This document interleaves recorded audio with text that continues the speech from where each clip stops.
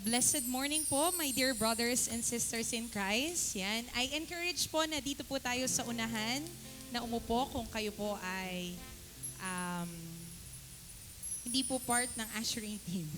Ayan. Mas maganda po na dito po tayo sa unahan para medyo malamig po, no? Magsama-sama po tayo dito sa unahan para yung mga padating po ay dyan na po sila uupo. Salamat po sa inyong cooperation. Yan. At pwede po bang sabihin nyo sa katabi nyo at umikot po tayo na masaya ako na nandito ka. Sige, ikot po tayo sa ating mga kapatid. Masaya ako na nandito ka. Sa'yo ako.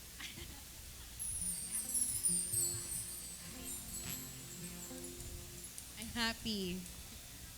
I'm blessed to see you here.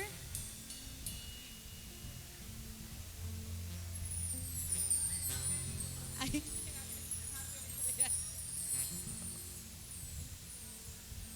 yan, praise God.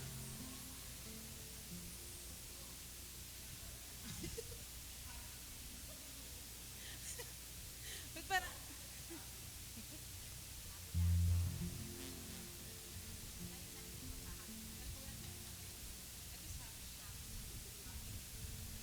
ayan po, sino pong masaya sa inyo ngayong oras na ito? Amen. Pwede po bang palakpakan po natin ng isang malakas na palakpak ang ating Panginoon? Hallelujah! Hallelujah! Sino po ang madaming pinagdaanan ngayong week na ito? Taas po ang kamay. Sino po ang madaming pinagpasalamat sa Panginoon ngayong week na ito? Amen. Kaya ngayong oras na po ito, I want you to individually ay patuloy po tayong magpasalamat sa ating Panginoon, and after po nun ay magsimula po tayo sa ating panalangin. Madami po ba kayong ipagpapasalamat sa Panginoon? No? Kahit yung mga maliliit na bagay, kahit po yung ulan na yan ay dapat po nating ipagpasalamat sa Panginoon. Amen? Yung pong katabi nyo, pakitignan po ng inyong katabi, ipagpapasalamat po natin siya sa ating Panginoon. Yung pong inyong nasa likod, pakitignan po ng nasa likod nyo, ipagpapasalamat po natin yan sa Panginoon. Yung mga upuan po na wala pa pong dumadating, ay ipapanalangin po natin yan sa Panginoon. Amen po ba? Amen. Sige po, tayo po ay patuloy na magpasalamat sa ating Panginoon ngayong oras na ito. Let's individually patuloy tayong magpasalamat sa Kanya. Hallelujah, Jesus. Hallelujah, God. Sige, speak out po yung inyong pasasalamat sa Panginoon. Yes, Lord. We worship you, God. We glorify you, Lord Jesus. Thank you, Lord God. Thank you, Jesus. Thank you, God, for your love and kindness, Lord God. Thank you, Lord, for embracing us. Thank you, Lord, for you are in control, Lord God, of everything, Lord God, sa aming buhay, Lord. Thank you, God, because we can trust you more and more. Thank you, God, because your grace abounds more and more in us, Lord Jesus. Thank you, Lord God. Thank you, Jesus. Thank you, God. Thank you for your cross, Lord. Thank you for dying for us, Lord Jesus, even though we don't deserve it, Lord, but still, you've given your whole life, Lord God, para sa amin, Panginoon. Kaya salamat, salamat, salamat, Lord. Salamat. Salamat, Jesus. Salamat, salamat, Panginoon. Lord, ang aming puso ay nag-uumapaw ng pasasalamat, Panginoon, sa iyo. Words are not enough, Lord, to express, Panginoon, yung pasasalamat namin, Lord, sa paggabay mo, Panginoon, sa amin, sa pagbibigay mo ng wisdom sa amin, sa pagtuturo mo kung paano kami lumakad kagaya ng iyong anak na si Jesus, Lord God. Salamat, Lord, sa paghawak ng aming mga kaisipan. Salamat, Lord, sa paghawak ng aming puso, Panginoon. Salamat, Lord, dahil ikaw po yung enthroned sa aming mga puso, Lord God. Salamat dahil meron kaming ikaw, Lord God, sa aming mga buhay. Ikaw, God, yung aming pinagkakatiwalaan. Ikaw, God, yung aming masasandigan, Panginoon. Ikaw, God, yung kasama namin, Lord God. Kaya salamat, salamat, oh Jesus. Oh God, we glorify you, Lord, for you are all-powerful. For you are so, so great, Lord God. Lord, the heavens declare, Lord God, your goodness, Lord God. And let your children declare, Lord God, your goodness, your faithfulness, Panginoon. Salamat, Lord Jesus. And right now, we come to you, Lord God, with the humble heart, Lord God. nagpapakumbaba kami, Panginoon, sa aming kakulangan, Panginoon, sa iyo, Lord God. Sa mga bagay na nauna namin, Lord God, sa iyo, Lord God. Patawarin niyo po kami, Panginoon. At kung meron pa po, Panginoon, sa aming mga puso na makakapaghinder sa amin to worship you, tanggalin niyo po ito. At ito po ay kino-confess namin, Lord God. Patawarin niyo po kami. Ayaw po namin malayo, Panginoon, sa presensya mo, Lord God. And dalangin ko, Panginoon, that you continue, Lord, to change our hearts, Lord God. Continue, God, to renew our minds, Lord God. At dalangin ko din, Panginoon, na talagang ma-meditate namin, Panginoon, ng iyong mga salita, Lord God. Talagang ito po, Panginoon, na isa puso namin lahat ng aming maririnig, Lord God, ay patuloy naming ma-apply, Panginoon, sa aming buhay, Lord God. And salamat, Lord, sa oras na ito na dinako mo kami, Lord, sa bahay-sambahang ito, Lord, ng punong-puno ng kagalakan, Lord God, na excited, Lord, na mag-worship, Panginoon, sa iyo, na excited na makinig, Panginoon, ng iyong mga salita at expectant, Lord God, na may gagawin at gagawin ka pa sa buhay namin, Lord God. Kaya sa oras na ito, Lord, let your people rejoice of your goodness, Lord God, of your faithfulness, Lord God. Salamat po, Panginoon, at ino-offer namin sa iyo muli ang aming mga buhay, Panginoon. Patuloy namin isunusurrender ito, Panginoon, sa iyo, Lord God. And patuloy ka pong mag-work, Panginoon, sa aming puso. We welcome you, Father, in this place, Lord Jesus. And we declare that you are the God who is good and the God who is perfect, Panginoon. Salamat, salamat, Panginoon. Ito po ang aming dalangin sa pangalan ni Jesus. Amen and amen. Amen. Can we give God the best clap of praise? Hallelujah. It is written in Philippians 4 verse 4, rejoice in the Lord always. I say it again, rejoice. Sabi mo nga sa mga kapatid mo, rejoice because God is good. Amen. Patuloy po tayong mag-rejoice at patuloy po tayong mag-enjoy sa presensya ng Panginoon ngayong oras na to. Let's sing this song. Let's clap our hands for the Lord. Come on. Hallelujah, Jesus. We rejoice in your presence. Let everything that has breath rejoice. Say, rejoice, rejoice. Let everything that has breath sing. Rejoice, rejoice. Let everything that has breath. I was created for a purpose, an instrument that magnifies. Out of the shadows, out of the darkness, I'm walking in His marvelous light and sing, rejoice, rejoice. Let everything that has breath rejoice, rejoice. Let everything that has breath. And again I say, rejoice, rejoice. And again I say, rejoice. We are a nation, a royal priesthood. We glorify and bless your name. Oh, what an honor, oh, what a privilege to lift you up and give, to lift you up, to lift you up and give you praise, to lift you up and give you praise. Rejoice, rejoice. Let everything, come on, let's rejoice, rejoice, rejoice. Let everything that has breath, because you are worthy, God, you are mighty, Lord, you are awesome and holy and great. Rejoice, rejoice. Let everything that has breath, and again I say, rejoice.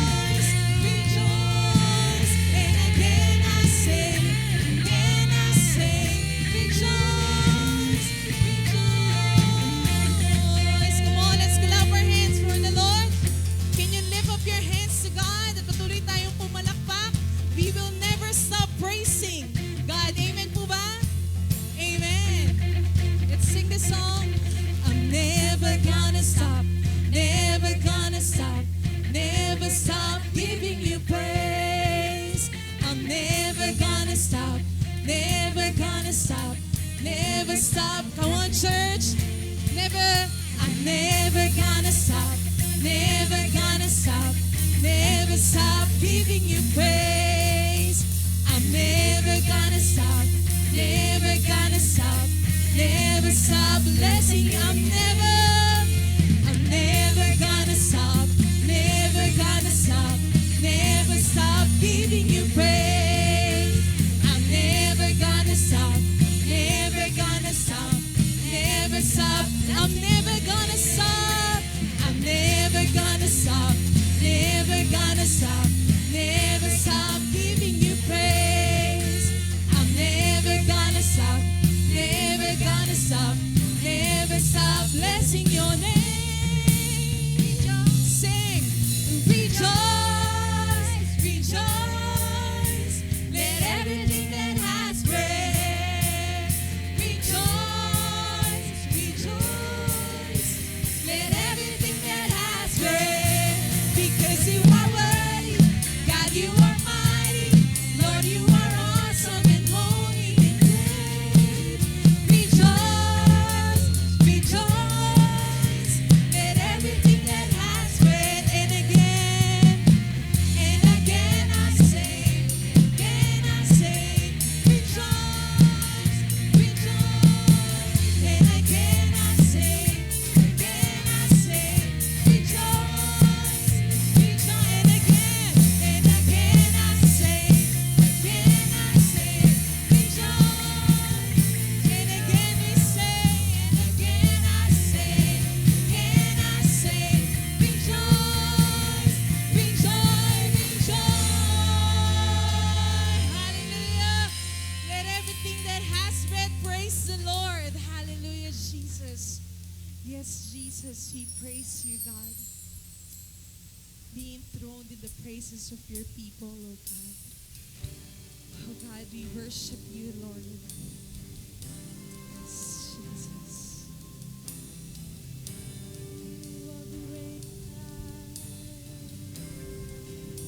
Let's continue to declare God's faithfulness. Hallelujah.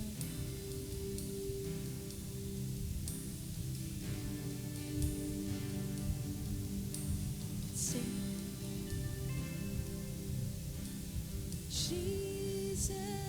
Jesus, we enthrone you.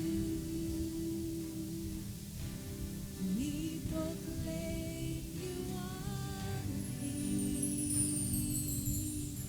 Standing here in the midst of us, we raise you up with our praise. Lord Jesus, we enthrone you. We proclaim you are King. Standing here in the midst of us, we raise you up with our praise. And as we worship you, your throne, and as we worship you, your throne, and as we worship you, your throne, come, Lord Jesus, and take your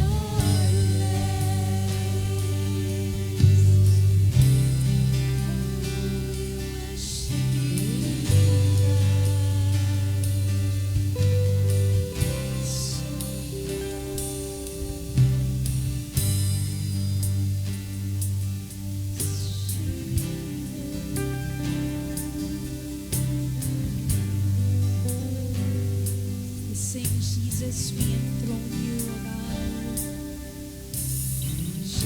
Jesus, we enthrone you. Come on, church, sing. We proclaim you are King. Standing here as we raise you up, we raise you up with our ways. And as we worship in your throne, come on, worship Him. Worship Him because He deserves. Hallelujah. Worship Him, worship Him. And as we worship in your throne, have no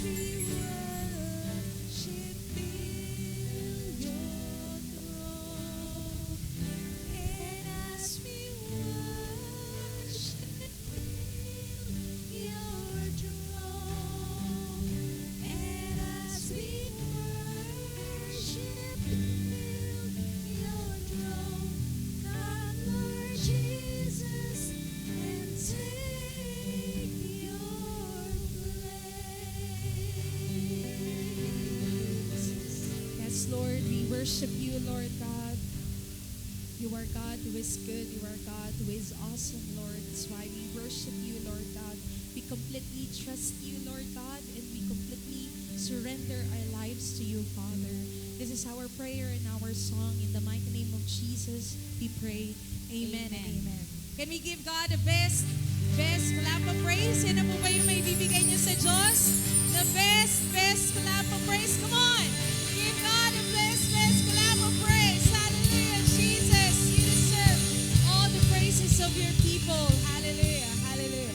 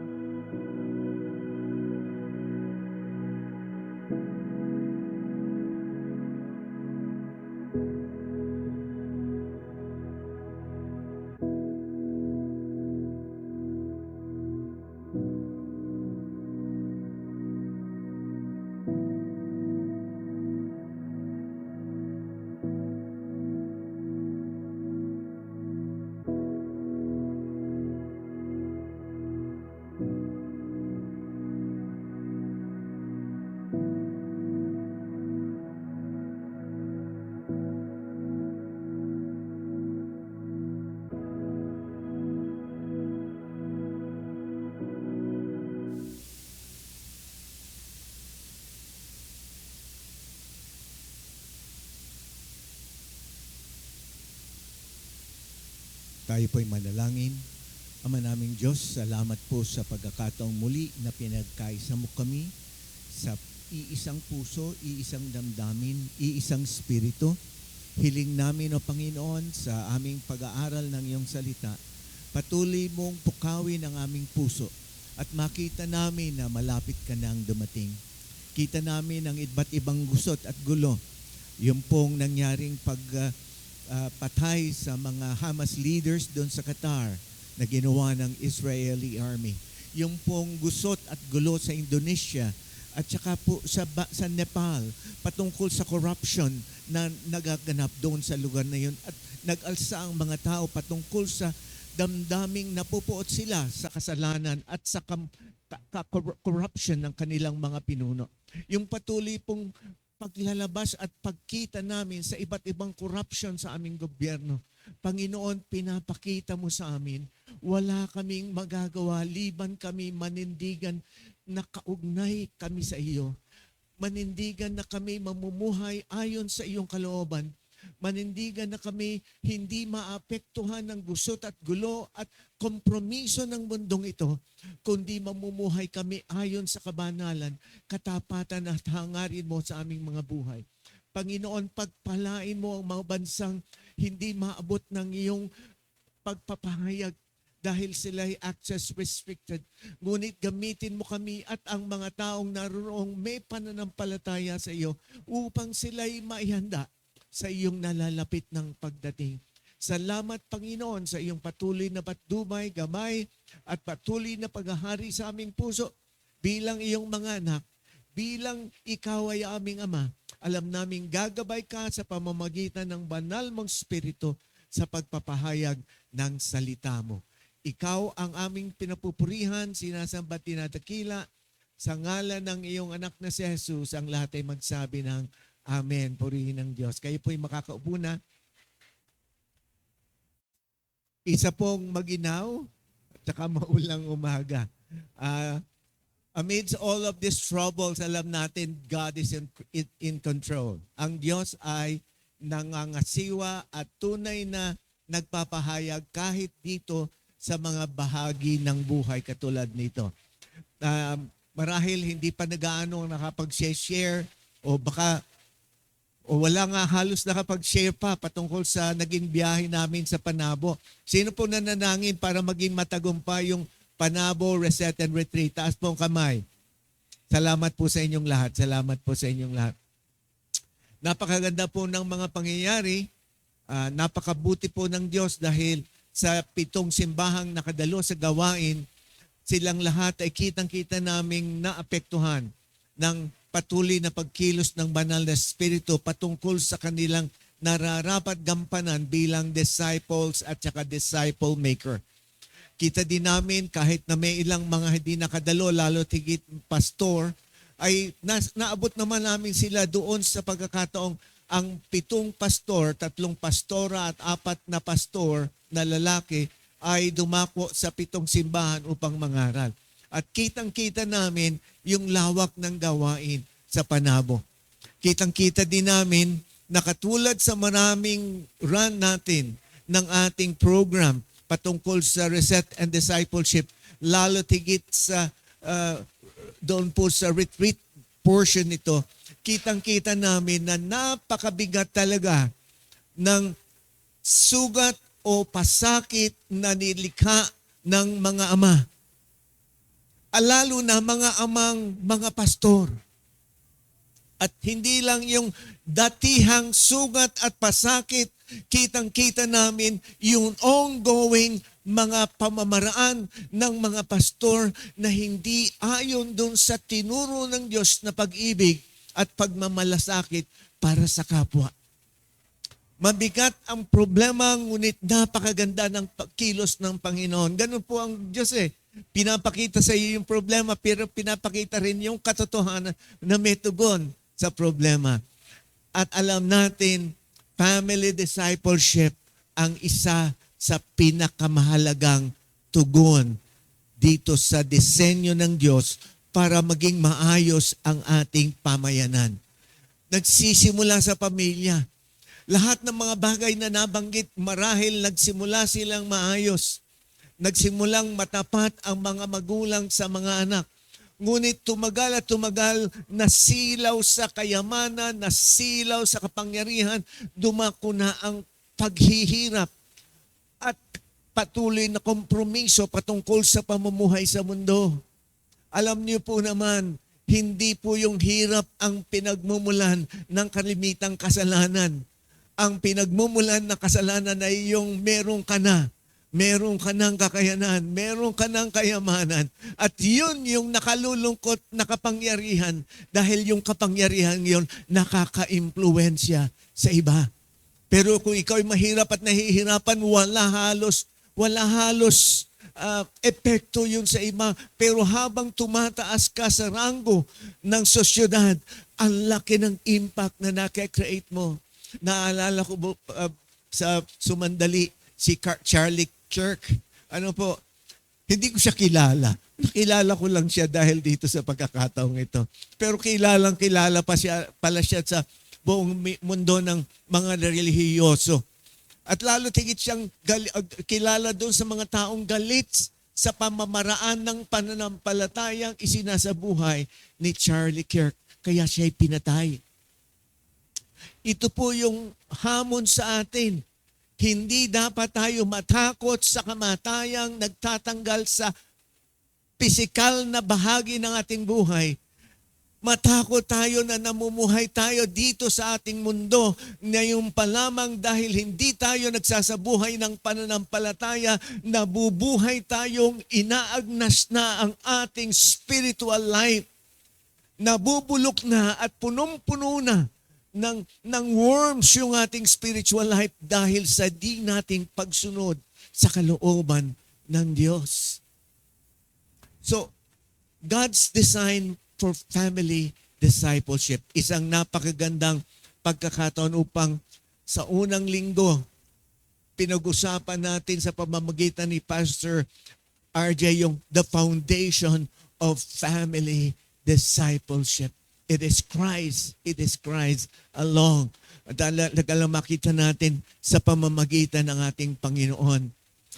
Sa September 14, ito po yun, Marriage as a Model of the Gospel. Sa September 21, 28, magtutuloy tayo hanggang buwan ng Oktubre. God's design for family discipleship. Napakahalaga kasi dito nagsisimula ang lahat. Dito nagtatapos ang lahat. Ang failure sa pamilya, dala-dalaga hanggang sa dulo kung hindi mariredeem ang pamilya, mariredeem ang mga members nito upang isakatuparan ng buhay hanggang sa dulo para kay Kristo. Sa oras na ito, katulad ng nabanggit, September 14, Marriage as a Model of the Gospel. Makikita po natin doon sa Efeso Kabanata 5, talatang 1 hanggang 21, tinuturo na sa mga mananampalataya na tularan ang Diyos sa paglakad sa pag-ibig at liwanag. Hindi sa kadiliman ng sexual na imoralidad at kasakiman. Hinihimok sila nito na iwasan ang makasalanang pag-uugali katulad ng karumihan, magagaspang na pananalita at kamangmangan. Sa halip ay mabuhay ng matalino at may pasasalamat sa Diyos. Ang mga talatang ito'y nangangailangan ng espiritual na pagkagising, isang buhay na puno ng banal na espiritu na nagre-resulta sa pag-awit, pagpapasalamat at pagpapasakop sa isa't isa. Yun yung verses 1 to 21. Tandaan natin, ano ba ang konteksto ng marriage o ng wife and husband sa panahon noon? In that time of Christ. Ano po yung konteksto? Liban sa Hudyo, lahat ng pagan practices nagpapakita na walang halaga ang babae. Walang halaga ang kasal. Pagan practices, iba't ibang pamamaraan. Walang halaga ang babae, walang halaga ang kasal. Mabuti na lang sa Jewish practice, mahalaga ang kasal. Pero wala ding halaga ang babae. Hindi siya binibilang sa census.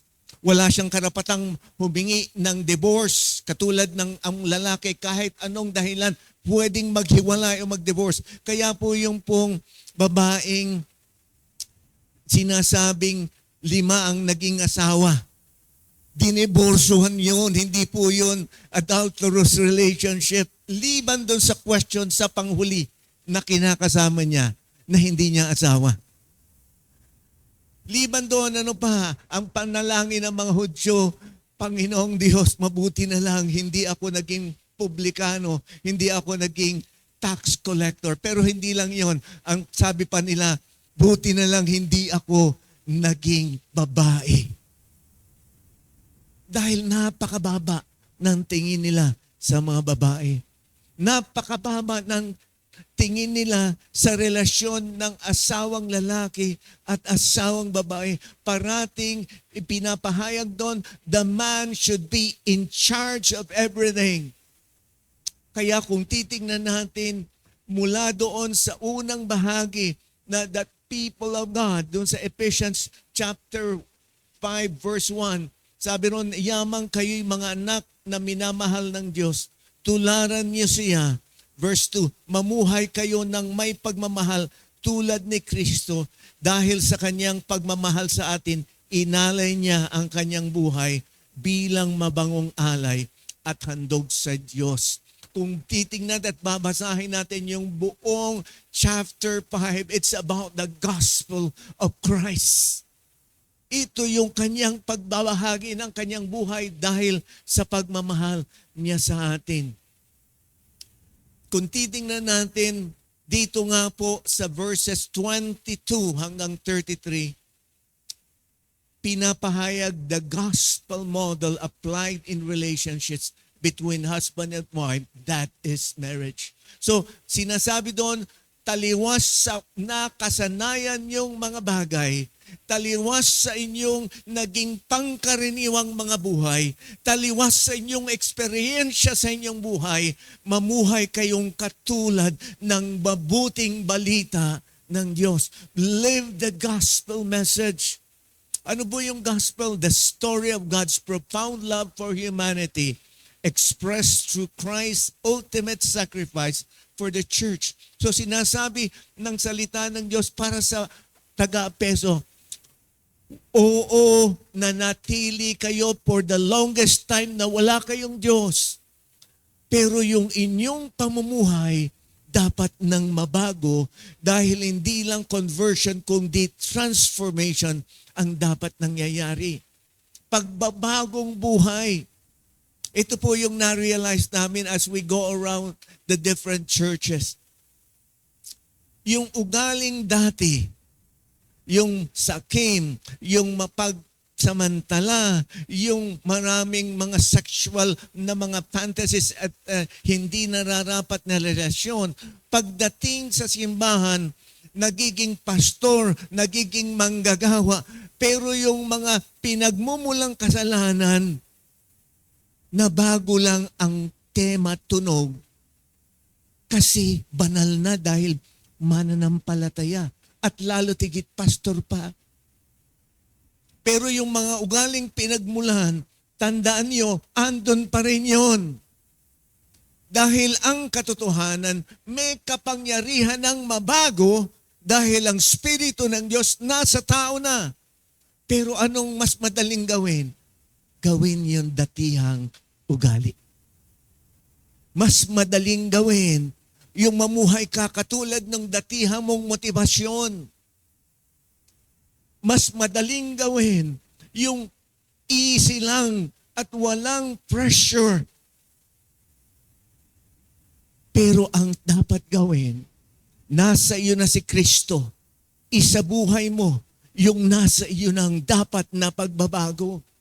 Kaya yung sinasabi mga taong na born again, pero namumuhay pa rin sa laman at sa datihang ugali, i-question mo, tunay bang na born again? Tunay bang na born again? Tunay bang nagkaroon ng pagbabago? Tunay bang na-encounter si Kristo? Oo, marahil. Pero ayaw nilang i-practice at isabuhay yung dapat na ginagawa. Ganito na ako eh. Yun yung uri kong nakasanayan. Hindi salita yan ng mananampalataya. Salita yan ng kanto. Salita yan ng demonyo. Salita yan ng mga taong di nakakilala sa Diyos.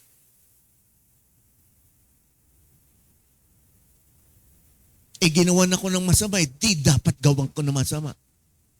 Ginawa ng masama ang aking mga mahal sa buhay, di dapat gumanti ako ng masasama.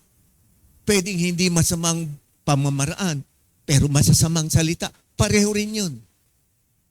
Kasi kung titingnan natin, yung pains ng mga taong na-meet natin all over the country ay pains that comes from the pains and wounds caused by their father. Pero ang nakakagulat, 90% caused by their father, 10% caused by their mother. Pero matindi rin pala kahit 10%. Dahil ang lalim pala ng sugat ng ina sa kanyang mga anak. At yung sugat na yon, nagdadala hindi lamang ng kasalanan, kundi grave sin sa relasyon ng tao sa kapwa-tao. We are supposed to bring the gospel of Christ. At dapat nakikita yon hindi lang yung sa ating pagpapahayag, pag-eebanghelismo doon sa mga kanto at mga lugar at mga tahanan.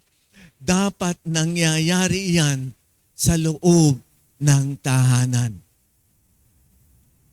At sa loob ng tahanan, base sa Ephesians chapter 5 verses 22 to 33, dapat merong sakripisyo na pagmamahal ng asawang lalaki.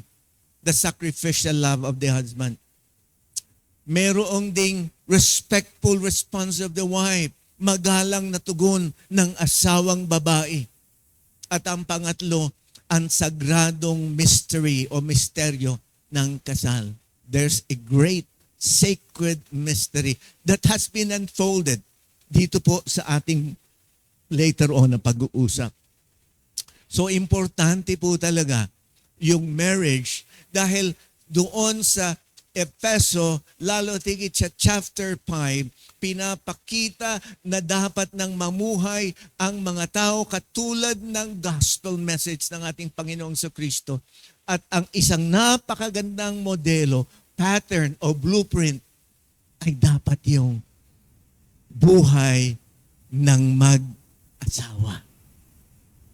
Buhay ng mag-asawa. Bago po dalhin ito, kasi may mga naging issues, may tinutulungan po kami na isang pamilya, mag-asawa, nagkaroon ng paghihiwalay, tapos ay pumasok yung asawang lalaki sa tahanan after several years, 17 years. Allegedly, yung 8 years noon ay nasa mental hospital siya. Pero yung ibang taon, talagang ang impression nung babae at mga kakilala niya ay siya'y namuhay kasama ang isang kalaguyo o nasa adultery siya.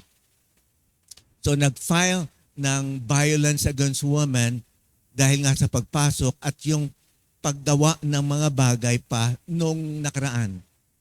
Ano po? Ito po pala yung violence against women. Yung babae nagsabi nung bago siya ikinasal, ni-rape siya nung asawa niya. Even in the marriage relationship, pagka pinilit mo yung iyong asawang babae for sexual act, that's rape. That's part of violence against women. Ang isa pa niyang complaint, doon sa taong napakatagal na siya'y naroon bilang asawa, kumikita yung asawa niya, pero hindi siya binibigyan ng pananalapi. Wala siyang allowance. Gulat ako, yung palang walang allowance ang babaeng asawa, violence against women. O sino pong mga babae dito hindi binibigyan ng allowance ng nagtatrabahong asawa? Taas ang kamay. Naku, ang dami. Mukhang marami ha. Mukhang marami. Violence against women yon. Ibig sabihin nun, dapat meron man lang siya kahit konti para sa kanyang sarili. At yung para sa sarili niya, para sa sarili. Hindi yung bibigyan para sa mga bata at magsusubi. At magtatights para may tights. Violence against women. Yung verbal, yung pong physical abuse, hindi lang yung physical abuse, yung verbal abuse could really be violence against women. At itong huling mga pagkakataon na kami po'y nagkakaroon ng mediation sa isang simbahan patungkol sa pagtatalo-talo ng board members o ilang board members at yung pastor at ilang board members. Nag-research ako. Pagka pala kayo'y nagsabi ng mga bagay na walang basihan, walang resibo. Walang resibo. At nagparatang kayo sa isang tao. Pagka pinaratang nyo at sinulat, libelous yun. Pagka pinaratang nyo at hindi nyo sinulat, slander yon. May kaso yun, pare-pareho. At may kulong. Pero merong simpleng kwento. Yung sinabi mo, yung isang tao ay gumagawa ng malicious na pamamaraan, pag-aayos o pagpatakbo ng simbahan at pagkuha sa mga pondo ng simbahan o kaya paggamit ng abuso sa kapangyarihan upang yung gusto ng namumuno ay maisakatuparan. Kung walang katotohanan yan, ang tawag dyan, unjust vexation. Yung unjust vexation, may kulong 30 days. So ingat-ingat tayo. So pinaalalahanan ko dun sa mga gumagawa ng paratang na wala namang basihan na sila'y pwedeng makulong dahil sa kanilang ginagawa. So, gamitin natin yon para magulat yung mga asawang lalaki o asawang babae. Hindi para anumang bagay. Magulat sila at magising sila. Kailangan na nilang isabuhay yung biblical mandate. Kailangan na silang nakakilala sa Diyos, mamuhay silang tulad ng nakakilala sa Diyos kasi may pamamaraan para sila ay mawalan ng lalo't higit karapatan.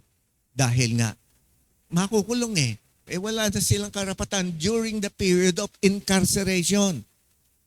So malaking halaga. Kaya pala, yung palang mga pamamaraan sa Biblia ay tunay na ginamit para mabigyan ng pagpapahalaga din yung pong hindi lang lalaki, kundi babae. Sacrificial love of the husband. Hindi natin binasa kanina, babasahin natin sa Tagalog. Efeso, Kabanata 5, talatang 25 hanggang 30. Sacrificial love. Malasakripisyong pag-ibig. Mga asawang lalaki, mahalin ninyo ang inyong mga asawa gaya ni Kristo nang nagmahal sa iglesia at ibinigay ang kanyang sarili alang-alang sa kanya upang kanyang pakabanalin siya at nilinis sa pamamagitan ng paghuhugas ng tubig sa salita upang kanyang maiharap sa kanyang sarili ang isang maluwalhating iglesia na walang batik o kulubot o anumang gayong bagay. Kung siya ay maging banal, kung di siya ay maging banal na walang dungis, gayon din naman nararapat ibigin ng mga asawang lalaki ang kanya-kanyang sariling asawa gaya ng kanyang sariling mga katawan. Ang umibig sa kanyang sariling asawa ay umiibig sa kanyang sarili sapagkat walang sinumang napopuot sa kanyang sariling katawan kundi inaalagaan at inaingatan ito gaya naman ni Kristo sa iglesia sapagkat tayo ay mga bahagi ng kanyang katawan. Tandaan natin, iba ang pananaw ng mga lalaki patungkol sa babae nung panahon na yon. Ang sinasabi ng salita ng Diyos, modelo Christ and His Church. Pero yung inyong relasyon bilang asawa, dapat mag-reflect, magpahayag ng modelong ito. Sabi roon, husbands, love your wives as Christ loved the church and gave up for her. Gave Himself up for her. Ano po? So, kung titingnan natin, yung love dyan, ang ibig sabihin ng salita niyan, agape. Sabi, pangkaraniwan, iniisip natin, agape is God's love. Hindi po. Agape can be agape for sin. Love for sin. Yan po'y makikita natin sa ilang mga talata mamaya. Ano po? Alam natin yung love, pwedeng eros o sex o yung erotic love, pwedeng storge o love for parent-child or between family members. At philia, yan yung pangatlong salita patungkol sa pag-ibig. Yan yung brotherly friendship. Pero ulitin ko, yung fourth statement o fourth kind of love, ito po yung nakasulat dito. Husband, agapeo your wives. Ano po? Yan po yon, sacrificial love. Yung pong tatlo, yung eros, yung pong phileo at saka storge, natural yan kahit sa hayop. Natural yan sa tao. Hindi natural sa tao yung agape love. Hindi natural sa tao. Pero yung relationship ng mag-asawa, yung phileo o yung fondness bilang magkakapatid o magmagulang or whatever, kasama yon. Or desire o eros, bahagi yun. Pero ang namumukod tangi at pinakamataas na uri ng pag-ibig sa isang marriage relationship ay yung agape love. Sabi ni Barclay, sabi niya, ang agape ay kinalaman sa pag-iisip. Ito ay hindi lamang isang emosyon, instinctive o likas, katulad ng eros, ng philia. Ito'y nagsasalita tungkol sa pagmamahal na nararamdaman, yung pong eros at saka po philia.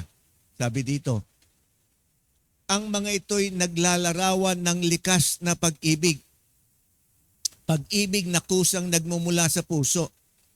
Unbidden in the hearts. Yun po yun. Ipinapalagay ni Paul na naroon ang eros, pagnanais at phileo tulad ng na umuusbong patungkol sa isang mag-asawa, pero katulad ng nabanggit ko kanina, ito yung pinakamataas na antas, yung agape. Tandaan ninyo, hindi kayo may kakayanang magbigay ng agape love. Wala tayong kakayanan kasi ang natural natin, eros, philia, at saka storge. Yung pong agape love can only be in us through the Holy Spirit. Pagka na-encounter mo si Kristo, dapat meron ka na nun. Dapat nasa iyo na yon. Pero dapat pa rin i-practice. Dapat i-practice kasi mas madali nga yung isa pamuhay, yung datihan. Lalo na kung may pangit tayong eksperyensya sa ibang mga bagay. Kailangan nating i-unlearn yung mga datihan nating kaisipan at matutunan ang lahat ng ito. Ang sabi ko nga po kanina, yung agape ay hindi ibig sabihin pag-ibig ng Diyos. Dahil makikita yan sa John 3:19, sa 1 John 2:15.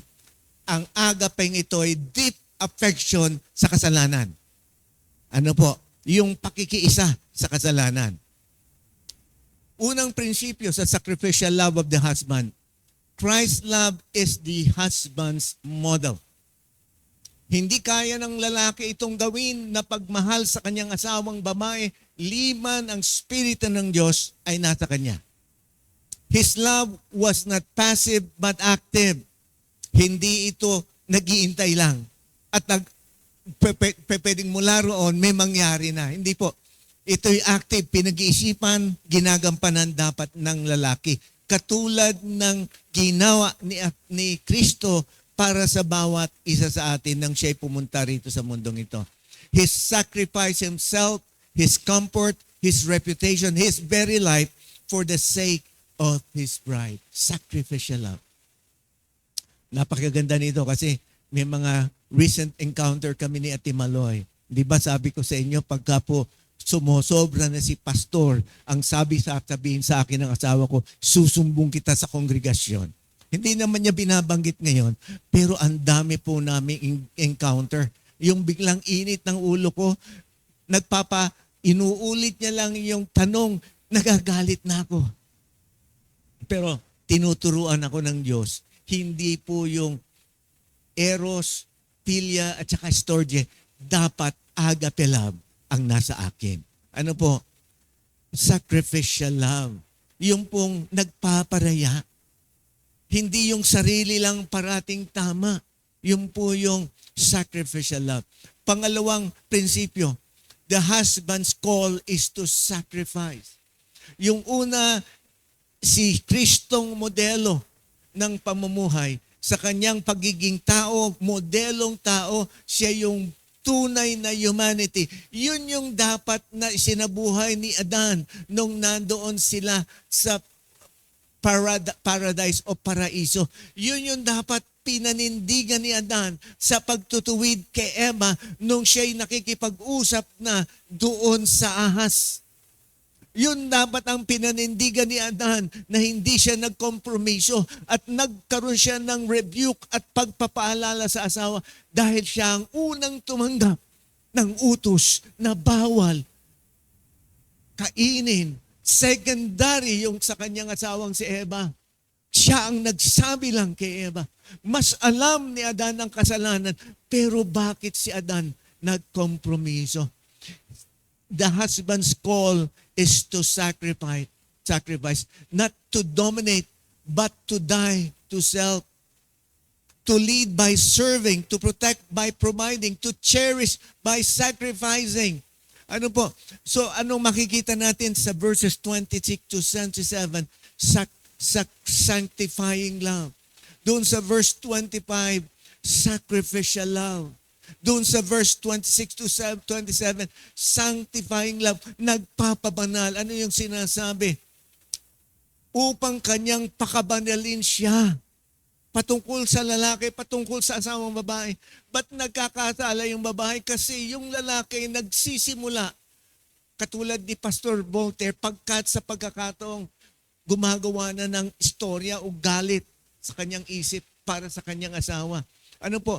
Hindi po siya magiging banal kung hindi tayo ang mag-initiate ng pagbabanal sa kanya upang kanyang pakabanalin siya na nilinis sa pamamagitan ng pagsugas ng tubig sa salita. So dapat talaga spiritual leader yung mga ama. Sila yung nangunguna sa salita ng Diyos at pagpapahayag ng salita ng Diyos. Hindi sila taga-tagapgap lamang upang kanyang maiharap sa kanyang sarili ang isang maluwalhating iglesia na walang batik o kulubot. Anumang gayong bagay kung di siya ay maging banal at walang dungis. So sabi po roon, to lead to satisfying love. Yung pong sanctifying nagbabanal, satisfying love, isa siyang pag-ibig na nagbibigay kasiyahan. Ano ba yung masayang ginagawa ninyo madalas? Ayan, nagkakape, kumakain, hindi po ba satisfying? Kung kayo daw ay namumuhay ng satisfying love, ganun sinasabi sa verse 28 to 30, gayon din naman nararapat ibigin ng mga asawang lalaki ang kanya-kanyang sariling asawa gaya ng kanilang sariling mga katawan. Kung nag-i-enjoy ka, nasa-satisfy ka doon sa pagsasaayos ng mga bagay patungkol sa iyong hunger, patungkol sa craving mo and everything, sabi rito, ang umibig sa kanyang sariling asawa ay umiibig sa kanyang sarili, sapagkat walang sino mang napopuot sa kanyang sariling katawan, kundi inaalagaan at iniingatan ito. Gaya naman ni Kristo sa iglesia, sapagkat tayo ay mga bahagi ng kanyang katawan. The call for a husband, for the house or the marriage to respect the gospel is sacrifice. Maraming kwento patungkol sa sakripisyo ng mga sundalo.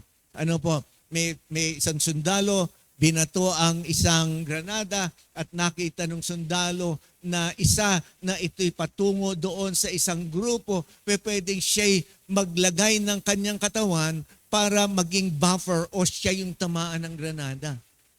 Ano po? Pero itong scene na ito ay yung isang husband risking his life to retrieve his wife from their burning house. Walang pakundangan sa kanyang kakayanang mabuhay o sa kanyang sugat na tatamihin o yung risk na siya'y bumanaw din. Pero ang pagmamahal niya sa kanyang asawa, nagdako sa kanya para pasukin ang naglalagab na bahay dahil alam niya, nakita niya, nandun yung kanyang asawa at nagpupumiglas upang makaalis sa tahanang iyon. So, husbands are called to that same daily sacrifice, laying down pride, selfishness, and or convenience para sa kanilang asawa. Yun yung gospel. Ganon si Kristo para sa iglesia. Ganon dapat ang asawang lalaki sa kanilang asawang babae. Sabi po ng isang author, co-author ng Love That Lasts, ito, sinatagalog ko na, ito'y nauuwi rito. Maari nating mahalin at pamunuan ng ating mga asawa dahil lamang si Kristo ang unang umibig sa atin. Because of the love we have from Christ, kaya tayo pwedeng magmahal.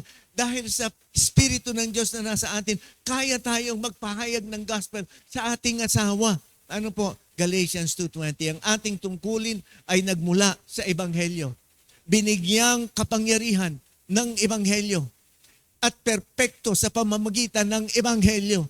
Maari nating mahalin at pamunuan ang ating mga asawa dahil ang ating tagapagligtas, si Kristo, ay minahal tayo. Ibinigay ang kanyang sarili para sa atin at inakay tayo sa bawat araw-araw.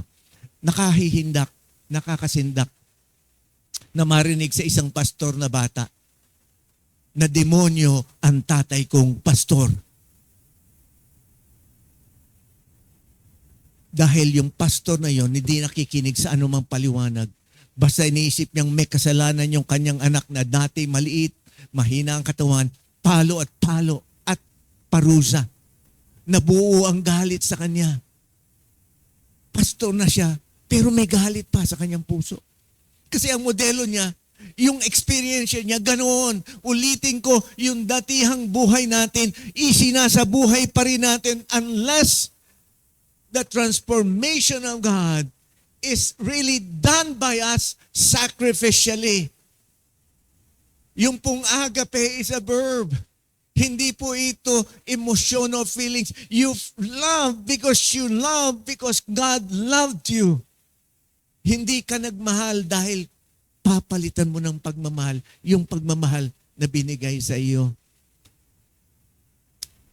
Application.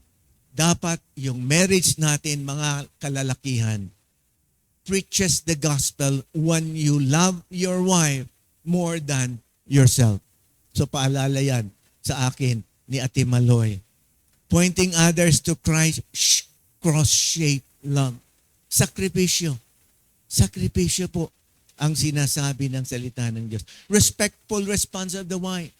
Ang sabi doon, magalang na tugon ng asawang babae.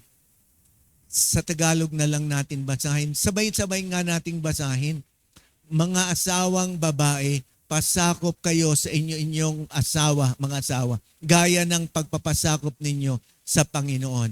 Sapagkat ang asawang lalaki ang ulo ng asawang babae, gaya ni Kristo na ulo ng iglesia, na siya ang tagapagligtas ng katawan.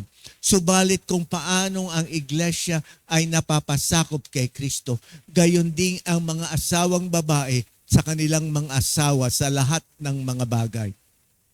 Gayon man, dapat ibigin ng bawat isa sa inyo ang kanyang sariling asawa gaya ng kanyang sarili at igalang ng babae ang kanyang asawa. So, submission equals respect. Sabi doon, pasakop, pero sa dulo ay igalang. Ano po? Yung pong submission, ibig sabihin ay mababa sa rango, lower than rank. Military term ito eh. Alam naman natin, merong mga rango sa military. Merong general, colonel, major, makakapitan, sarhento at pribado. May mga antas ng rango at obligado kang igalang ang mga nasa mas mataas na rango. alam natin na bilang isang tao, isang pribado o private, ay maaring mas maging matalino kaysa sa general. O kaya yung susunod sa private ay sarhento. Ano po? Mas magaling, mas mabuting tao kaysa sa isang sarhento o general. Ngunit siya ay nasa ilalim pa rin ng ranggo, lalo tigit ng general. Hindi siya nagpapasakop sa general bilang isang person o isang tao. Nagpapasakop siya gaya sa general bilang isang ranggo ng general. Yan po yung relationship ng mag-asawa. So, tandaan natin, importanteng mag-submit o pasakop ang mga babae sa kanilang asawa. The Greek text says simply, wives to your own husbands as to the Lord. Bakit nagkaroon ng submit? Kasi sa verse 21, ang sabi doon, pasakop kayo sa isa't isa bilang tanda ng iyong paggalang kay Kristo. Pagkatapos yung verse 22, ang babae, sabi doon, sa inyong asawa as to the Lord. Wala namang submit, nilagyan, kasi yun yung ibig sabihin. Ano po? So, nanggaling ito dahil doon sa katotohanan na tayong lahat mag-submit sa bawat isa. At yung babae sa isang marriage relationship dapat mag-submit sa kanyang asawa. Yung pong first person po yung mga salitang ito. Ang first person, ibig sabihin, voluntary, dapat ginagawa. Middle voice, sabi dun sa iba. Voluntary. Kung titingnan na, wives, sabi dun, willingly relinquish your rights. Willingly, bitiwan mo yung iyong karapatan. That's submission. Ano po? At yung submission na yun means respecting and honoring. Hindi mo pinagkakalat yung baho ng iyong asawa. Liban sa conferring. Oh? Hindi po masamang mag-confer pag-usapan ng one-to-one yung pong patungkol sa asawa nilang lalaki, patungkol sa bagay niya. Pwede po yun. Pero ang purpose para magkaroon ng pagsasaayos ng relasyon. Tandaan natin, hindi po ibig sabihin, wives, obey your husband. Submit. Yung pong submit ay respect or honoring o sa isang salita, hupotaso. Yung pong obey, hupukuayo. Yung po yun. Yun yung pag-iba. Yung pong paggamit ng hupukuayo, ibig sabihin ng ginagamit sa mga anak, obey. Ginagamit sa mga slaves, obey. Pero in a relationship between husband and wife, hupotaso, submit, honor, respect. Yun po yun. So itong problema, pumapunta tayo sa mga simbahan. Tapos, nagtuturo tayo ng discipleship. Pero yung modelo ng ating buhay, doon sa loob ng tahanan, malayong malayo sa gospel o lalo na sa discipleship. Kabalintunan. Napakahirap po. Hindi magre-reflect dahil anumang kasalanan ninyo sa pag-violate dito sa wife, submit to your husband, o kaya husband, love your wife, kasalanan yan at apektado ang mga tao kahit hindi nila alam. Kasi katawan tayo ni Kristo eh. Lahat ng kasalanan ko, natago, apektado ang pamilya ninyo. Apektado ang buhay, simbahan na ito. Kaya dapat nire-rebuke, dapat itinutuwid, dapat nagko-confess para hindi dumaloy ang mali sa loob ng katawan. Submission is honoring, principle 1. Hindi ito ibig sabihin mas mataas nga ang, mas inferior yung isang tao at mas superior ang isa. Pero tungkol ito sa order, respect, and trust in God's design. Kasi unang nilikha ang lalaki. Pagkatapos mula sa lalaki, kinuha sa loob niya yung babae. At tapos pinag-isa sila muli. Imagine mo, kinuha sa loob, tapos pinag-isa. Tawag dito, detaching o tinanggal, pagkatapos ikinlib o i-join muli. Ibig sabihin nun, it's about honoring the leadership of the husband just as the church honors Christ. At tandaan nyo, pagka tiningnan yung leadership o kaya yung pong head, pagka-head ang tinitingnan, lalo tigit later on, doon sa mga buhay sa scriptures, yung head, at kung babalikan natin pagka binanggit itong verses 25 hanggang 33, it means source. Pinagmumulan. Yung lalaki ang pinagmumulan ng spiritual life. Yung lalaki ang pinagmumulan ng provision. Yung lalaki ang pinagmumulan ng lahat na mabubuting bagay dahil siya yung dunay na mumuhay para sa gospel. Siya yung spiritual leader ng tahanan. Wala nang iba. Wala nang iba. Principle number 2, there is beauty in respect. Respect is a powerful witness. It builds up a husband and it strengthens the marriage bond. Pagka ginagalang niyo yung inyong asawa, pinaalanan, asawa ko, baka kailangan mo nang tumigil dyan sa social media. Makinig tayo. Ang kalimitan niyan maagang maaga ako nagigising. Tapos maaga pa matulog ka pa. O kaya, kailan ka magpapa-examine? Kailan ka magpapa-test? Yan ay mga directive ng asawang dapat submitted din tayo sa pagsunod. Galangan sa bawat isa. Napakaganda na ini-encourage mo yung husband mo. Sasabihin mo sa pastor, napakaganda ng mensahe, kaya lang mahaba. Yan, madalas sinasabi na aking asawa. Pasensya. Dapat hindi mo na inelaborate. Sige po. Just as the church submission, obedience magnifies Christ, so the wife's respect magnifies the gospel. Tandaan niyo. Kaya dapat niyong i-rebuke. Yan yung kagandahan naman sa panabog.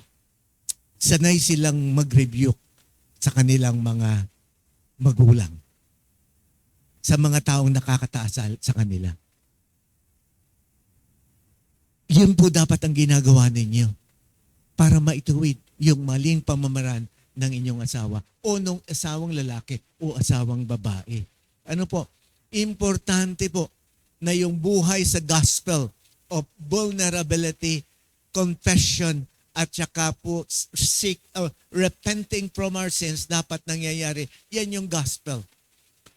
Sino pong marunong magsayaw dito? Ako hindi marunong magsayaw, kaliwa pareho ang aking paa. Lalo tigit yung mga sayaw na nakikita natin na mayroong ka-partner. Ano po? Ayan yung mga ganon, yung pagka mali ang ikot mo ay nasasakal yung babae.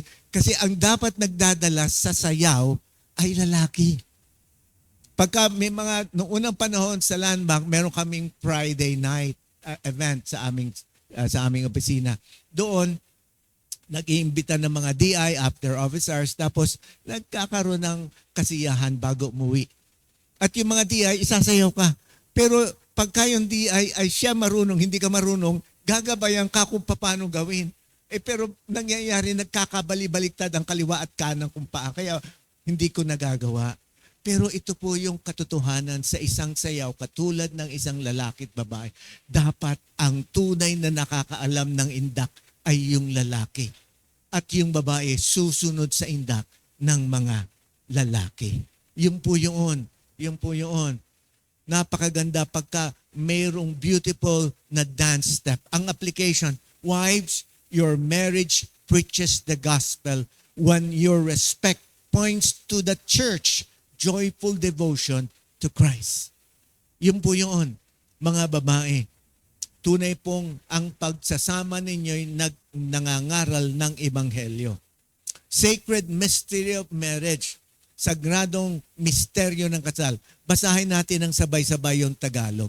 Dahil dito iiwan ng lalaki ang kanyang ama at ina, magsasama sila ng kanyang asawa at ang dalawa ay magiging isang laman. Ang hiwagang ito ay dakila, subalit ako ay nagsasalita tungkol kay Kristo at sa iglesia. Yang pong unang bahagi 31, yan ay lifted sa Genesis 2:24 sa kaugnayan ng mag-asawa. Ano po? Doon sinasabi na talaga pong magiging isa sila. Ano po? Yung Genesis 2:24, sinipi rin ni Jesus sa Mateo 19:5. So ang katunayan, meron pong great mystery patungkol sa relasyon ng mag-asawa o ng marriage. Yung mystery na yon na-unfold na. Yun yung pagpapakita kung paanong ang si Kristo at ang simbahan ay pinag-isa. Yun po yun.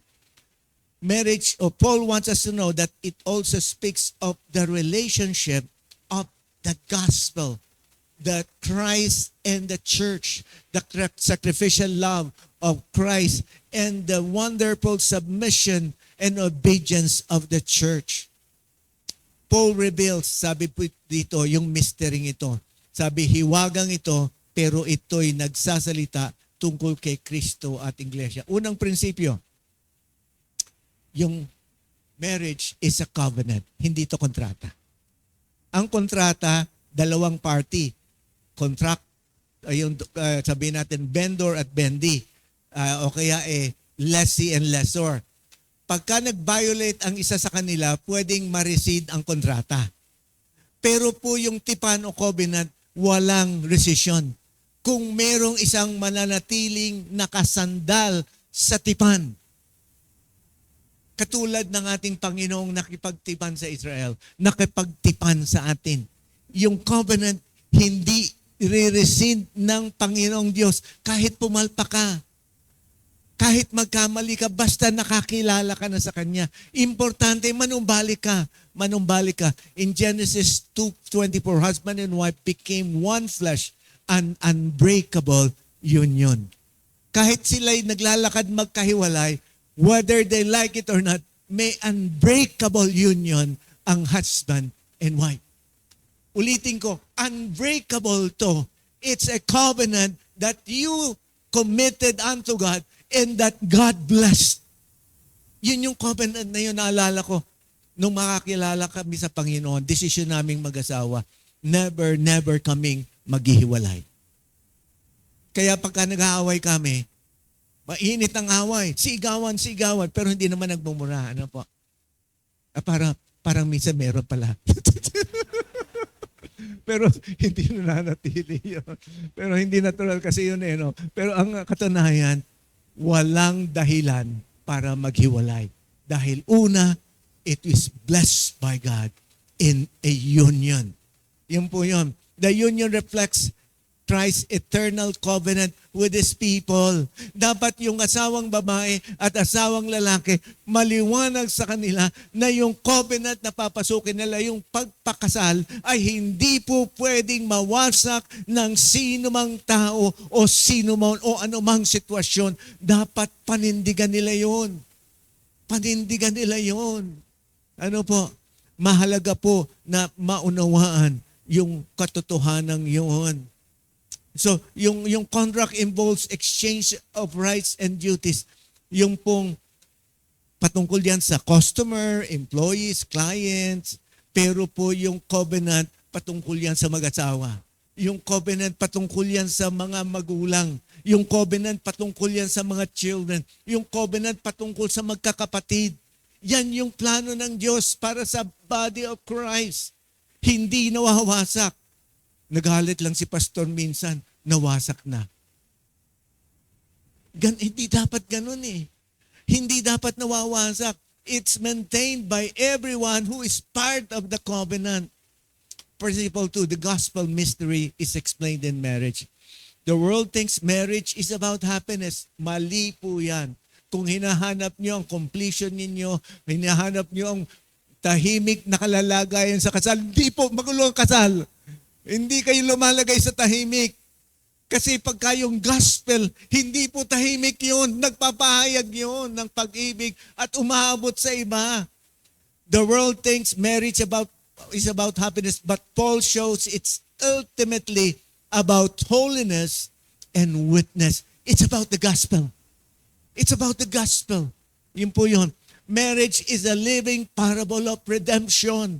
Yung lalaki, ililigtas ang babae, hindi niya ilalagay sa lusak. Pagka yung babae ang nangunguna at siyang may last say, nilalagay niyo ang pamilya ninyo sa lusak. At yun ay kasalanan. At kung yung mga anak niyong nakakakita ng ganun, hindi tinutuwid ang mga magulang, kasalanan yun ng mga anak. Nilalagay niyo sa lusak ang simbahang ito. Rebuke with love. Wala na dapat pasumpik-tumpik. Kaugnayin ng may pag-ibig at sabihan para matuto at umayos ayon sa kalooban ng Diyos. Pero manalangin muna kayo, hindi dahil simbolo ng damdamin, dahil sa galit nyo, kaya kayo magsasabi. Iba yun, ibang motivasyon yun.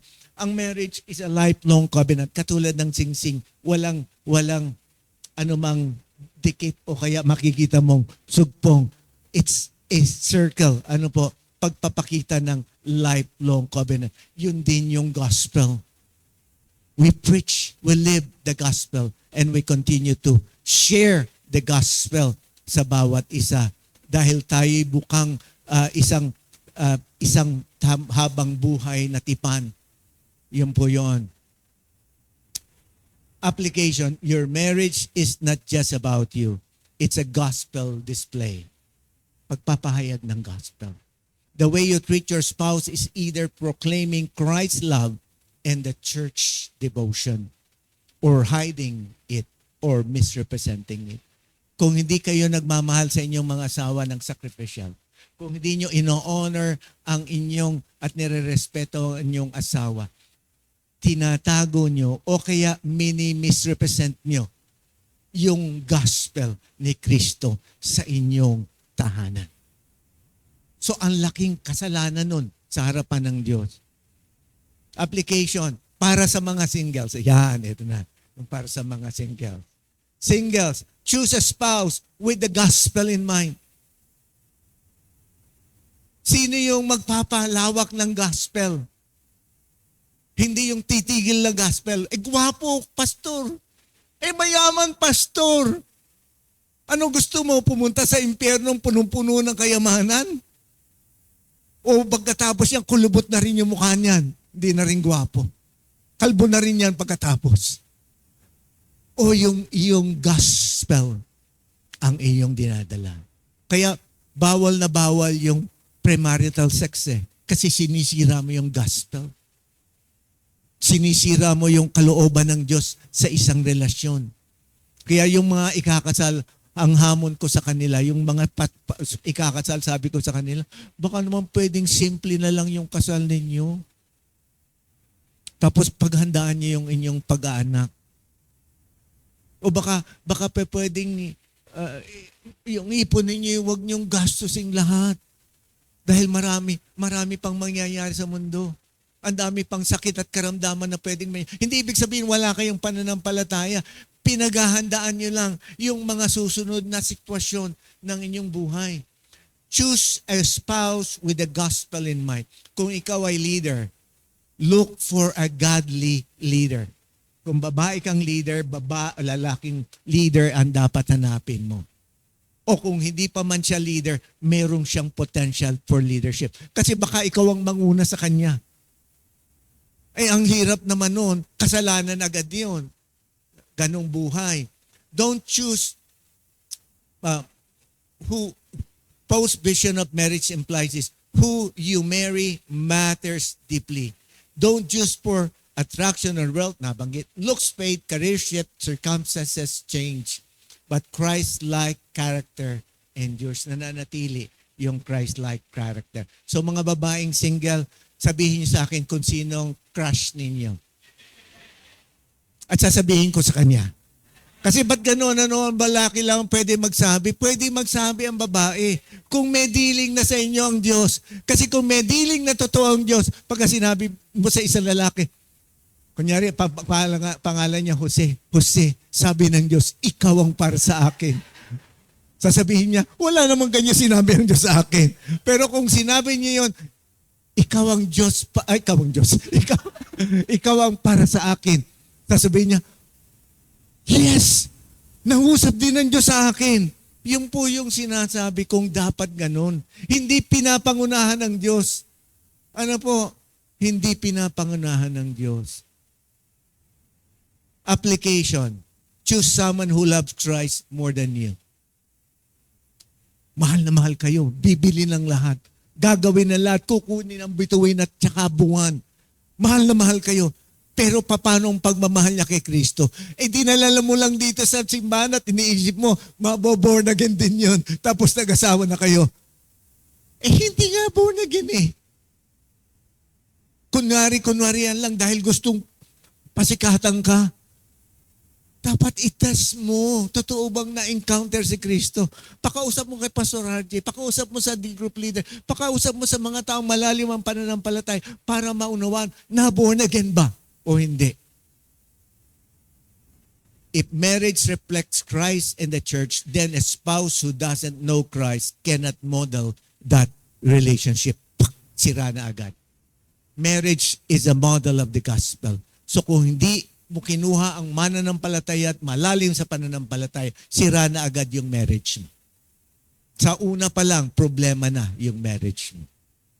Pero mamaya makikita natin, may pag-asa. May pag-asa pa. May pag-asa.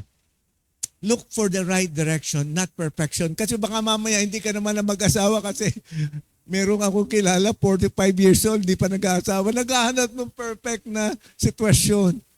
Pero maganda po yung una sa lahat, Kristiyano. Natural yon. Pero pagka hinanap mo, dapat ulila para wala kang pakikisamahan na binana at saka mga kapatid. Mahirap yun eh. Mahirap yun. Right direction, wag po yung perfection. Ano po? No one is flawless, but is the person walking toward Christ, growing in faith. Yun yung mahalaga. Katulad ng sinasabi dito sa chapter 5 ng Ephesians. Do not be unequally yoked with unbelievers. Ano yung unequally yoked? Yung unequally yoked, donkey at saka baka. Mahina ang donkey. So pagka naglalakad at nag-aararo o kaya naglilinis ng lupa o kaya nagtatanggal ng mga damo o kaya nagbubungkal ng lupa, may iwan yung donkey. Kaya hindi pa pwede. Unequally yoked yun. Hindi pareho ng lakas, hindi pareho ng tibay. Dito sa litratong ito, makikita natin, sino ang mas malakas? Ito o ito? Sino mas malaki? Ito o ito? Ito yung mas malaki. Yung mananampalataya, dapat kukunin niya kapwa mananampalataya. Malaki sila sa pananampalataya. Hindi maiiwan yung lalaki o babae. At mahihirapan. Dapat malalim na doon. Di baling madelay. Walang problema. Antayin mo ng maunawaan ito. Kahit na yung tatay ko, 50 years bago nakakilala sa Panginoon. 50 years of marriage. Or lesser than 50 years. Ang tagal na pinag-intay ng nanay ko. Pero maganda yung nag-iintay na wala ka sa relasyon. Kasi kung nag-iintay kang nasa relasyon, ang hirap-hirap ng kumalas. Ano po? Unawain natin ito. If one is strong and the other weak, the plow goes crooked. Hindi magiging maayos ang bungkal. The same is true in marriage. Choose a partner pulling in the same spiritual direction. Applications. Singles, don't just pray for spouse. Kasama niyo sa prayer. Tapos sabihin niyo sa akin kung meron nga kayong napupusuan. Pray for the right spouse. Check ni pastor. Ano po, kung siya yung right spouse. Ano po. Kasi napakahalaga ng marriage. Kasi nawawala ang mga tao sa simbahan dahil napalpak ang marriage. Mamaya makita natin, pwede naman palang may recovery. But your life in Christ first, so you're ready to reflect the gospel in marriage. Sabihin mo ba, sana nalaman ko na yan nung una pa. Minsan alam nyo na, kaya lang hindi nyo naman pinansin. Kasi yung tibok ng puso nyo ang pinanguna ninyo. When marriages are broken, sadly, not all marriages reflect the gospel well. Some are fractured by sin, betrayal, neglect, or abuse. Ito na yung binabanggit ko. Walang pakialam yung lalaki sa babae. Trabaho ng trabaho yung babae. Walang pakialam na magkalinga, mag-care ang lalaki. Hindi po yun tamang marriage. Yung concern and care sa wife, dapat nandun. Pero liban doon, yung babae may concern and care din para sa husband. Kasi submitted to one another. So, yung mga kasal na hindi po maayos yung kanilang relasyon, kahit Christian wedding pa sila, kahit pareho na silang Kristiyano, may kasalanan, may betrayal, may neglect, may abuse. Anong dapat gawin? Pangatlong prinsipyo doon sa sacred mystery of marriage, brokenness is a reality. Alam ng Diyos na tayo'y mahina, kaya nga may mga paalala. May mga paalala. Alam ng Diyos na tayo broken and sinful, kaya may paalala. Kaya nga may banal na spirito para magawa natin yung gusto niya. Tandaan niyo, kung mananampalataya kayo, panindigan niyo, nandyan yung spirito ng Diyos. Subukan ninyo, makikita niyo, manampalataya kayo, mamuhay ng matuwid, bibigyan kayo ng rest. Bibigyan kayo ng peace. Bibigyan kayo ng katapatan ng puso. Because we are sinners, marriage often falls short of God's design. Some live in loveless marriages, others in conflict, some even face divorce o sa kasalukuyan annulment o kaya ay separation. Pero pwede po pala, baka maisipan nyo, meron akong kilala, nagdiborso sa Amerika. Ino-honor pala yung divorce sa Amerika dito. Patungkol sa hatian ng property. Kasi meron po akong kaibigan na pumunta ron at nag-update sa akin.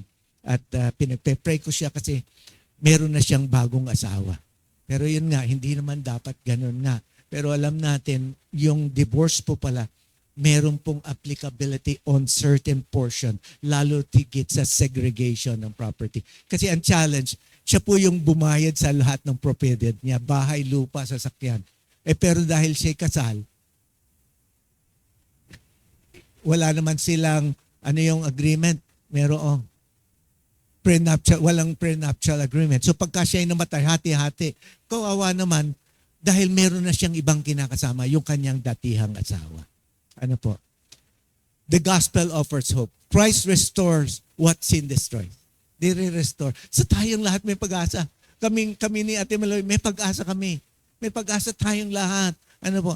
Christ restore what sin destroys. Forgiveness and reconciliation are possible where repentance and grace take root. Ano po? Pwede pong mag-take root. Dahil natin si Kristo sa atin, kasama-sama tayo niya. Lalo tigit, nagde-disciple tayo. View ng requirement. You are being discipled by Christ. You are discipling others. And you are being discipled by a person authorized by Christ to disciple you. Yun po yun. May grace and repentance. Application. What would be the church role in broken marriages? Sumama sa in pain, yung nahiwalay. Tulungan, wag tudyuhin, wag udyukan, kumuha ka ng iba. Naku, hindi po ganon. Kasal Ano po, to walk with those in pain, not judge from afar. Nagkakamali. Kayo din naman nagkamali maraming beses. Kaya nagkakamali ang mga tao. Huwag niyong sisihin. Kasi kayo rin nagkasala at nagkakamali. Ang problema, akala niyo kayo'y tama. Pero apakarumi din ninyo. Pagka hindi nyo tinanggap yun, pareho kayong punta sa impyerno. Yun ang challenge. Ano po? To be a community of healing, reminding broken couples that God's love never breaks. God's love never breaks. Paano yung tasang nabasag? 12 piraso yung binilang ko. 12. Pero ang katotohanan, merong tinatawag kintsugi art. Dinidikit ang mga bagay sa pamamagitan ng ginto. Ang nagdidikit sa atin yung banal na spirito. Ang nagpapaulit o nagpapabago at nagtatransform sa atin banal na spirito. Ginto yan ng Diyos na isinasama at pinagkakaisa tayo. Pwede pong kahit na pinakamasamang marriage, Pinakamasamang tao kung niluluhod mo sa Diyos at ikaw ay nagpapakumbaba sa harapan ng mga taong iyon, makikilala ng mga taong iyon ang tunay na Kristo. Tunay na Kristo. Mabubuo ka, magkakaroon ka ng lalo tigit gospel message. Ano po? Application, if your marriage is struggling, run to Christ. Seek help, prayer, counsel, and healing. The gospel does not promise an easy marriage. Hindi po madali ang mag-asawa. Yun nga po, hindi ito paglagay sa tahimik, paglagay ito sa magulo at gusot na buhay. Ano po? But it does promise grace for the broken. Grace for the broken. Biyaya sa mga makasalanan. Biyaya sa palpak. Palpak tayong lahat. Pero ang turo natin doon sa palpak na lalaki, sa palpak na babae, palpak tayong lahat. Kaya po nangyayari ang lahat ng yan dahil madalas may kasalanan tayong itinatago. Hindi ikinoconfess. Tumatakbo yan, dumadaloy sa katawan, sa pamilya, dumadalay sa katawan ni Kristo. Kaya dapat may confession, may vulnerability, at merong repentance na totoo. Conclusion. Husband, love your wives as Christ loved the church. Sacrificially, faithfully, at saka tenderly, with care. Huwag naman yung parang sundalo lang. Upo, tayo. Dapat may pagmamahal. Ano po? Wives, respect your husbands as the church respect Christ. Willingly, yung obedience na ito, second voice. Ano po? Ibig sabihin, willingness. Yan talagang joyfully, reverently. Singles, choose wisely. Look for a spouse who loves Jesus more than you. Kano katagal, pastor, kahit wala kang asawa, kasawa mo naman na si Kristo. Kaysa mamumblema ka sa buhay mo. Ano po? Kaya meron akong kilala ko yun, ayos na ayos. Pero may prayer pa rin ako doon sa 45 years old na yun. At sabi ko, kasi gusto pa rin niya mag-asawa pero nahirapan siyang maghanap. Pero ang prayer ko talaga, merong hinahanda ang Diyos para sa kanya. Kasi, alam niyo po, dadalo kami sa kasal September 23. September 23. Yung ikakasal, never siyang married. 65 years old siya. Ikakasal siya sa isang 66 years old. Finally, meron. O yung mga dalaga ha, pwede 65. Broken marriages, may pag-asa, may grace, may healing in Christ. May healing in Christ. Basta lumalim kayo sa pananampalataya, sa pagbabasa ng salita ng Diyos, huwag niyong imimisyon, talagang mangyayari yung gospel sa inyo at maipapahayag niyo yung gospel sa iba. Challenge, when people look at your marriage or your preparation for marriage, kung kayo'y naghahanda sa marriage, yung mga naghahanda para sa inyo ito, ano po, do they see the gospel? Hayag na hayag ba sa paghahanda mo sa ang gospel? Do they see Christ's love and the church devotion? Let us live out marriages that make the gospel visible. Marriages that point people to Jesus. Dapat yun po yun. Questions to ponder, mamaya na po yan, tayo tumayo at tayo manalangin. Ama naming Diyos, salamat po sa katotohanan na ikaw ang Diyos na makapangyarihan, tunay na in charge sa mundong ito. Tunay na in charge sa iglesyang ito. Mga iglesyang ikaw ang tunay na pinaparangalan. Tunay na in charge sa buhay ng aming pamilya at ng mga mag-asawa. Alam namin, O Panginoon, kung isa sa buhay lang namin ang lahat ng naririto at wala kaming bibigyan ng pakundangan o hindi iyo honor na iyong utos na iyong salita, magaganap ang kalooban mong buong buo sa aming buhay, buong buo sa aming tahanan, buong buo sa aming simbahan, buong buo sa pakapulungan. Dahil ang kasalanan ng simbahan nagre-reflect sa kasalanan ng pamahalaan. Ang ugaling tinatago ng tao ng simbahan. Yun yung ugaling nagmamanifest sa corruption sa bansang ito. Kaya tayo yung dapat sisihin. Tayo nagsasabing mananampalataya pero hindi nabubuhay ng matuwid at tapat sa ating buhay. may mga kinikilingan, may mga paborito, may mga ino-honor at nire-respect, ilalagay sa pedestal, pero makasalanan. Maling-mali. Maling-mali. Walang karunungan, walang kapahaman, walang wisdom. Itinatanghalang mali. Panginoon, patawarin mo kami bilang isang bansa. Magulo na ang mundo, magulo ang bansa. Magulo pa ba ang tahanan? Magulo pa ba ang iglesia ng Diyos? Hindi sumusunod, hindi gumagana. Ayaw panindigan na yung tama, kundi pinapanindigan yung gusto at gusto. Selfishness. Self-centeredness. Hindi self-denial. Panginoon, patawarin mo kami sa aming karukhaan ng puso at karukhaan ng aming spirito. Ibinigay mo na sa amin si Kristo, ngunit naglalaban pa yung mga bagay nito sa aming sarili. Hindi pa nangunguna ang aming Panginoon. Tulungan mo kaming mapagtagumpayan lahat ng pita at ng laman, lahat ng bagay patungkol sa pansariling kagustuhan, no, Panginoon. Patuloy kang kumilos at gumawa sa aming buhay. At muli, Panginoon, sa araw na ito, bubukas muli ang bagong pahina ng aming buhay. At sa pahinang yon, iaakda na namin ang iyong sinaan. Isa sa buhay na namin, kompleto, lahat ng iyong sinasabi. Magiging modelo kami ng gospel, individually, as a family, as a couple, as a church, for your glory and honor. In the mighty name of Jesus, everyone says, Amen and Amen.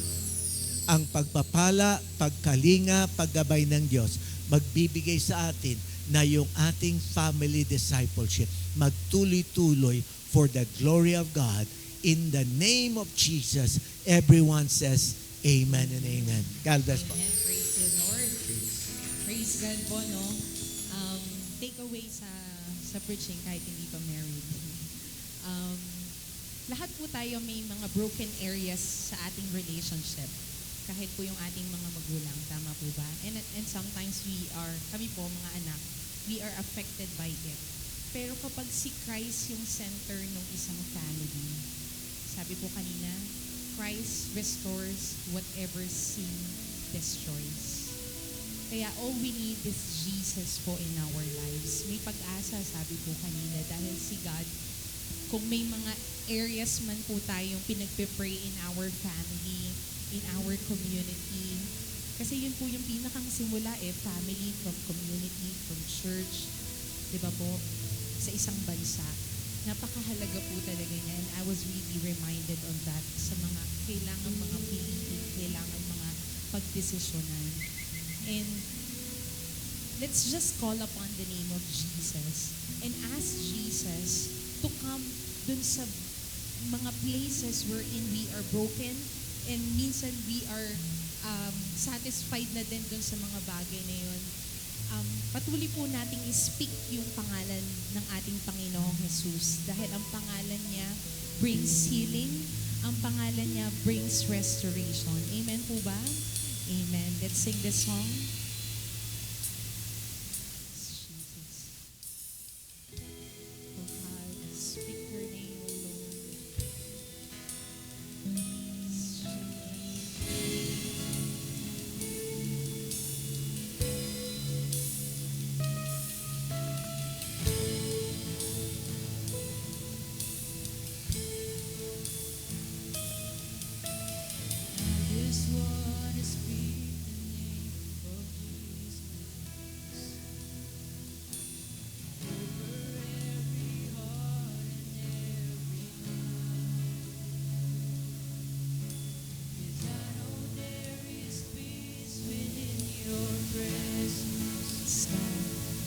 Speak Jesus.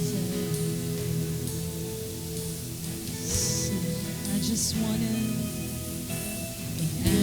wanna speak the name of Jesus. So every dark addiction starts to break.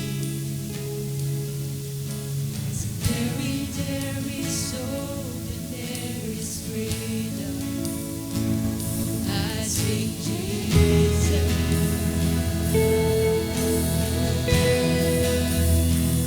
Your name is power. Your name is healing. Your name is light.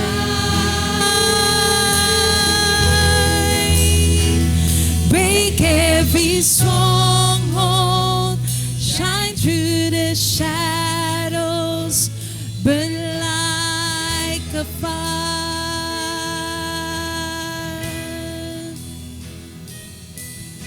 And I just want to speak the name of Jesus over fear and all anxiety. Yes, Lord. To every soul held captive by depression, I speak Jesus.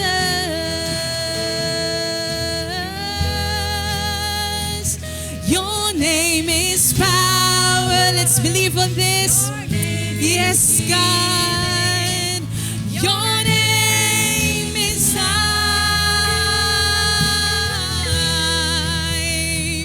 Break every stronghold. Shine through the shadows. Burn like a fire.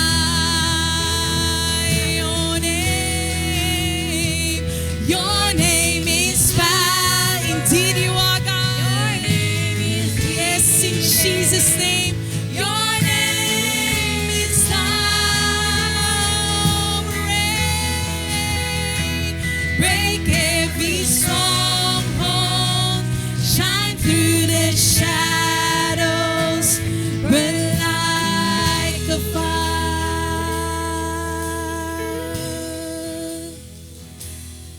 Shout Jesus from the mountain. Jesus in, yes, Jesus. Jesus in the darkness over. In Jesus' name, in Jesus' name. Jesus, yes, God. I speak the holy name, Jesus.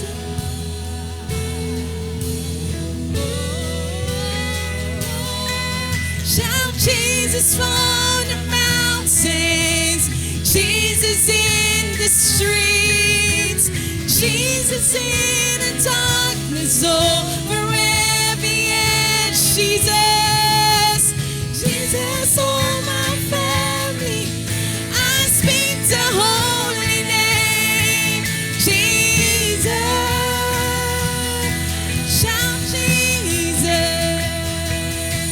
Shout Jesus from the mountains, Jesus in the streets, Jesus in the darkness over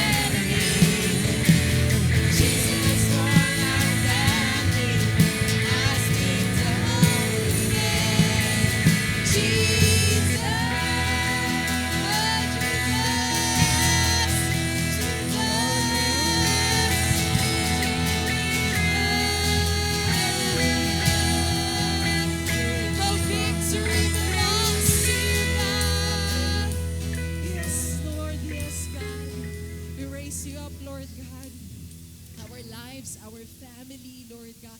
Everything in us, Lord, our community, ang bayang Nagkarlan, Lord, ang buong bansang Pilipinas, our nation, Lord God. We speak the name, the powerful name of Jesus. Jesus, Jesus. Salamat, Panginoon. To you alone, all the praises and all the glory in Jesus' name. Amen and